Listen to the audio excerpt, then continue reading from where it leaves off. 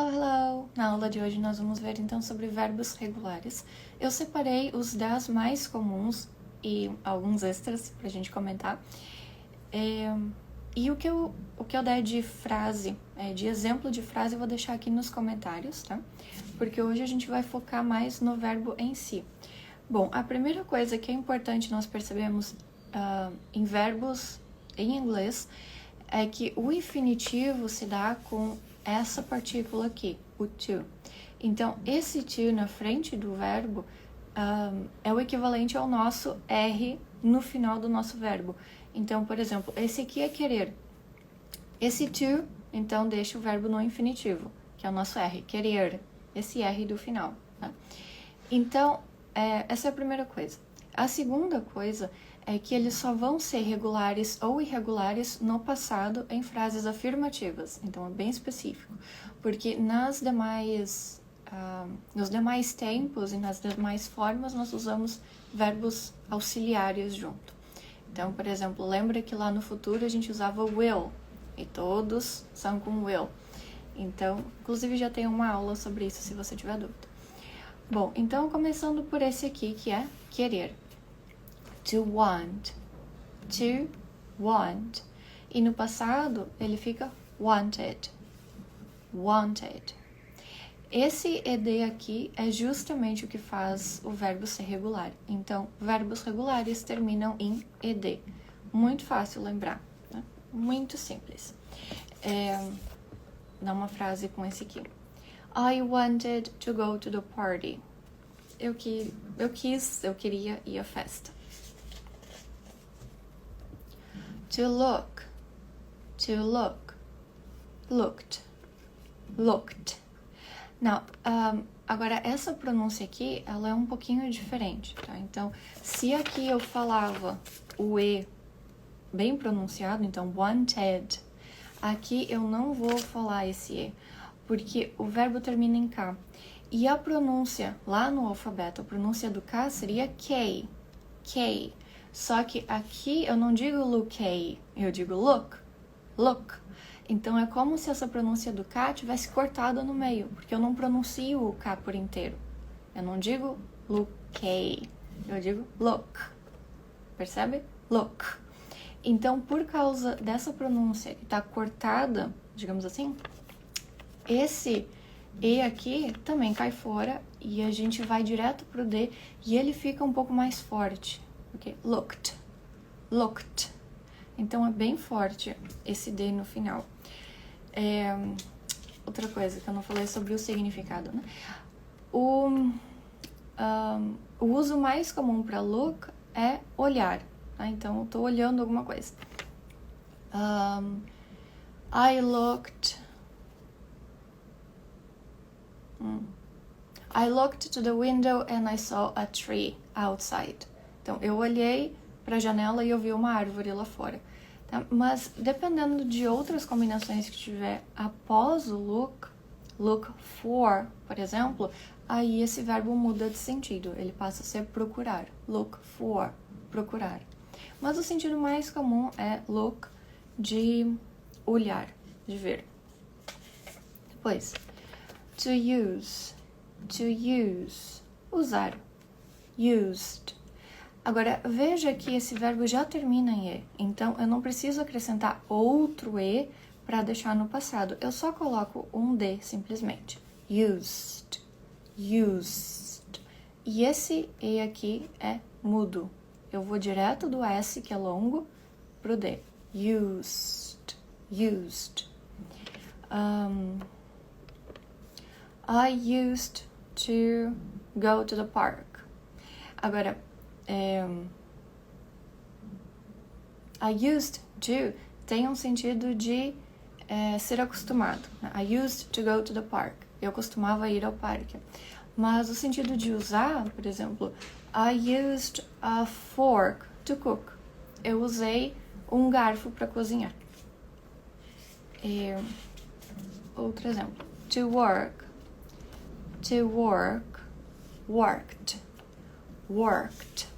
Veja, esse é o mesmo caso desse aqui, porque work também termina com K e esse K é cortado no meio da pronúncia, né? Então, eu não digo workei, como seria a pronúncia do K lá no alfabeto, eu digo work. Então, por causa disso, esse E cai na pronúncia e esse D vira bem forte. Worked, worked. I worked yesterday. Eu trabalhei ontem. Então, trabalhar, to work, worked, no passado. E acho que eu não tinha mencionado antes, mas a forma do passado vai ser igual para todas as pessoas em inglês. Então, o bom é que você só precisa decorar uma forma do verbo. Então, esse aqui vai servir para todas as pessoas, qualquer pessoa, desde que seja no passado simples, em frases afirmativas. Bom, to start, started, started. Então, começar e comecei, começaram, começou no passado. Aqui, como eu tenho a pronúncia, eu tenho esse T no final, eu não consigo pular desse T para um D de uma forma mais suave, digamos assim. Então, eu preciso pronunciar esse D aqui, esse E, nem que seja de uma forma suave. Então, started. She started a new course. Ela começou um curso novo. To ask, asked. Lembra a mesma coisa do work, a mesma coisa do look, né? Termina em K, então a gente tira esse E na pronúncia e vai direto pro D, que fica bem forte. Asked. To ask tem uma ideia de perguntar e também de pedir, ok? E aqui no passado, então. I asked her a question. Eu perguntei uma pergunta para ela.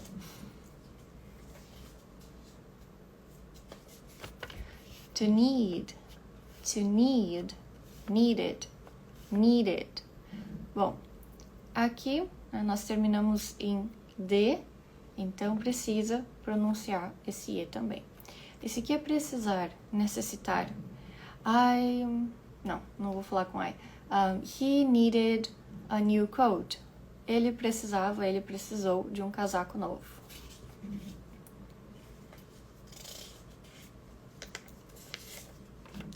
To talk, talked. Agora, veja que esse L aqui é mudo, praticamente, porque a pronúncia dessa combinação aqui do A e do L, dentro da mesma sílaba, vira um O. Então, é talk. Não tem esse L, é um O, ok? Talk, talked. Mesma coisa lá do look, mesma coisa do work. Então, esse E cai fora e o D fica bem forte. Talked. Esse aqui tem um sentido de falar, de conversar. We talked a lot yesterday. Nós conversamos muito ontem. To help. Helped. Aqui também, esse E é mudo. Na verdade, a maioria dos verbos vão fazer com que esse E aqui fique mudo. A gente só vai pronunciar o E de uma forma, né, mais enfática se o verbo termina com D ou com T, porque aí eu não consigo passar para a próxima sem esse apoio do E. Então, de um modo geral, o que a gente pode entender é que esse E vai ser mudo na maioria dos verbos, né? Então, to help seria ajudar. Helped, o passado. Então, ajudei, ajudaram, ajudamos. They helped me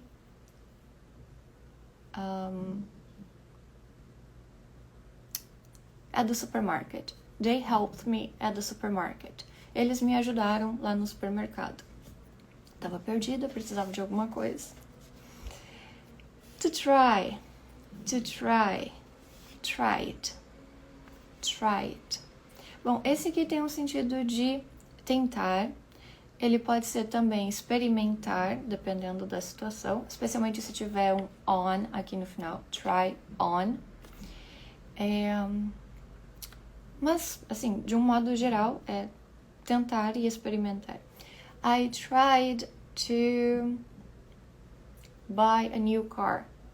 Eu tentei comprar um carro novo. I tried to buy a new car. Agora, uma coisa interessante é ver que esse verbo terminou em Y e aqui ele virou um I.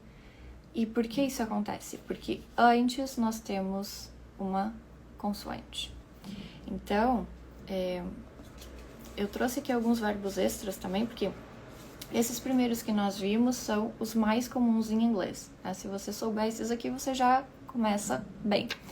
Agora, são os 10 mais comuns, né? Mas eu trouxe outros aqui justamente para a gente poder comparar algumas regras de spelling, que são a escrita. Né? Então, veja que esses dois verbos aqui terminam em Y, mas um muda o Y para um I e o outro permanece o Y. E qual é a diferença? Se antes dele tiver uma consoante, a gente precisa fazer essa troca e mudar para I antes de colocar o ED. Agora, se o verbo ele termina em Y e antes vem uma vogal, ele permanece aqui. Então, só acrescenta o ED. E esse aqui é to play, played, played. Então, veja que esse E caiu fora na pronúncia. Played. Esse aqui tem vários significados, né? Pode ser jogar, pode ser dar o play na música, fazer a música tocar, enfim. Mas de um modo geral, então, jogar, brincar, mais ou menos por esse sentido. The kid played on the weekend. A criança, né, o menino, the kid, a criança, brincou no final de semana. Played. Bom, e aí tem mais alguns detalhes aqui para a gente poder finalizar essa aula. Então, outro que eu quero comentar são essa duplinha aqui. Primeiro, to stop, stop, stopped, stopped. Então, mesmo caso, o E cai, a gente vai direto pro D. Agora, veja que stop termina com um P e quando eu coloquei no passado, ele dobrou o P. Isso aconteceu porque essa é uma palavra curta, geralmente é monossílaba mesmo, e ela termina da seguinte forma: consoante, vogal, consoante. Então, quando tiver esse tipo de combinação e for uma monossílaba, uma sílaba só, porque isso aqui eu falo em uma vez, stop, stop. Então, quando isso acontece, a gente precisa dobrar a última letra para conseguir colocar o ED no final. Então, esse é um detalhe, tá? Stop tem um sentido de parar. Então, we stopped running. Nós paramos de correr. Nós estávamos correndo e aí nós paramos por um momento para fazer outra coisa. We stopped running. Já esse aqui também termina com consoante, vogal, consoante, mas não foi dobrado. Qual é a diferença? É que, primeiro tem mais de uma sílaba e a segunda coisa é que a sílaba mais forte não é a final, é a anterior. É to enter. Enter. Essa daqui é a sílaba mais forte. Enter. Então, por causa disso, eu não preciso dobrar a última letra, mesmo terminando em consoante, vogal, consoante. Então, to enter, entered. Entered. Ó, esse E aqui sumiu. Entered. Esse aqui tem um sentido de entrar. We entered a new era. We started a new era. Melhor. We entered the room. Nós entramos no quarto. Pronto. To allow, allowed. Agora, para nós finalizarmos, eu gostaria de falar sobre verbos que terminam com W, com X e com Y, e que também seguem essa mesma ordem de consoante, vogal, consoante. Porém, quando eles terminam em W, X ou Y, então W, X, Y, a gente não faz a dobra da última letra, não tem necessidade. Então, to allow, allowed, allowed, permitir. They allowed smoking in the room. Eles permitiram fumar no quarto, fumar no cômodo. Enfim, fumar dentro da casa. Allowed. Então, esse é um exemplo com W. Aqui nós temos um exemplo com X. X em inglês nós pronunciamos X. Lembra do X Factor, o programa? Por causa disso. Então, to mix, mixed. To mix, mixed. Como termina em X, mesmo, né, fazendo consoante, vogal, consoante, terminou em X, não tem por que fazer a dobra. Mixed. Esse aqui é misturar. We mixed the ingredients for the cake. Nós misturamos os ingredientes para o bolo. And finally, why? Então, se o verbo termina em consoante, vogal, consoante, mas a última letra é um Y, não precisa fazer a dobra. Então, to destroy, destroyed.